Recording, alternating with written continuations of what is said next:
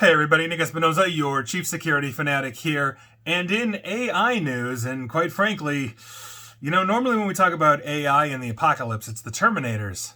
But what about infections? Now, this is actually really interesting, and it's a thought-provoking article by Nicholas Kristof, basically writing in the New York Times. Now, here's what's going on, and he had a really good point, because for less than $100,000 US, it may now be possible to develop an artificial intelligence or simply use an AI to develop a virus that could kill millions of us. Now, that's the conclusion, interestingly enough, of Jason Matheny, and he's the president of the RAND Corporation. Now, if you don't know who they are, and they do fascinating work, have for decades, they're a think tank that studies security matters and other issues.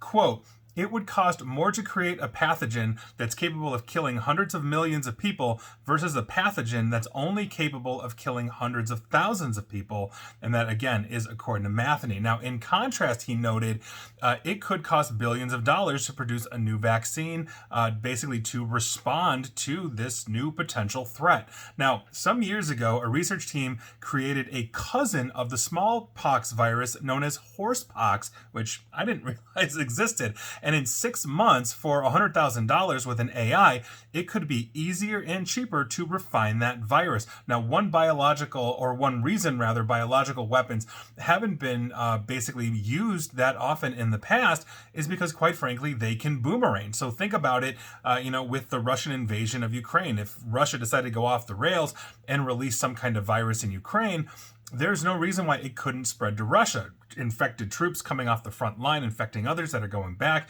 Ukrainians that are, let's say, captured and held prisoner, brought, in within Russian borders. There's a whole bunch of ways that could spread. But interestingly enough, a retired Chinese general has raised the possibility of biological warfare that targets particular races or ethnicities.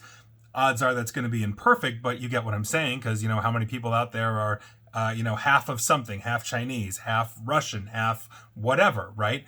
But that would actually make biological weapons more useful. And so on top of this, and alternatively, it may also be possible to develop a virus that would kill or incapacitate a particular person, such as a president we don't like, or an ambassador, or some other kind of leader, if one had obtained that person's DNA somewhere else. They drink out of a glass at a reception and you take it away from them.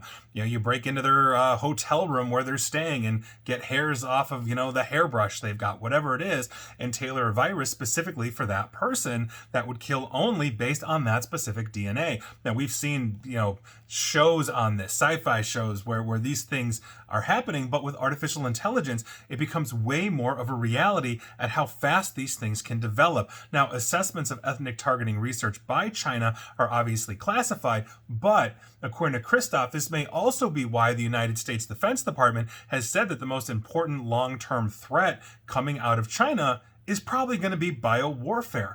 Now, AI has obviously more hopeful sides to it as well. We can improve education. Autonomous cars can reduce auto accidents, and on and on. It can also find cures for cancer, other things, et cetera, et cetera.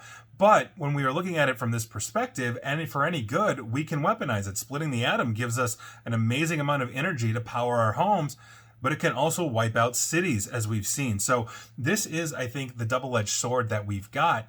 But it really comes down to how we essentially, as humanity, despite all of our different ethnicities, all of our different types of governments, all of our views on, civil rights or human rights, as it will, this becomes a real big issue, because while most of us may get together and say, yeah, we don't want to do that and we're not going to do that, there might be a handful that will, and it may be detrimental to all of us. And so I think this is a huge problem that we're going to have to face and we're going to have to address. But quite frankly, I could see bioweapons being a very huge thing. And when you look at some of the other podcast videos, radio segments I've done on this with, I believe it was recently Pfizer or Moderna or one of those, where their scientists were using AI and they were absolutely amazed at these brand new theoretical combinations for vaccines and all this that they were developing, there's no reason why that couldn't immediately flip over to warfare. So here we are, and I don't know how you escape this one beyond, living on the space station, and we'll see what happens.